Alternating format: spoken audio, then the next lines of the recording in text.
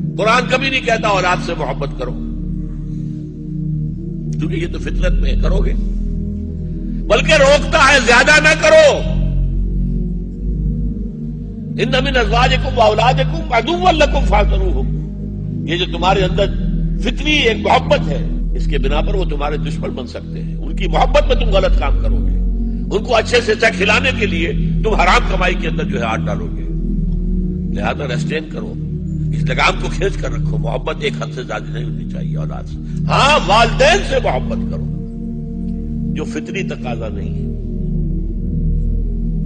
یہاں تک کہا ہے دو ہی چیزیں ہیں کہ جن کو محض دیکھنے کا وہ بھی ثواب ہے، عبادت ہے۔ آپ بیٹھ کر مسجد حرام میں خانہ کعبہ کو دیکھتے رہے احترام اور تعظیم کے ساتھ، آپ کچھ نہیں کر رہے، نہ طواف کر رہے ہیں، نہ کچھ پڑھ رہے ہیں، نہ قرآن دیکھ رہے ہیں، یہ بھی عبادت ہے۔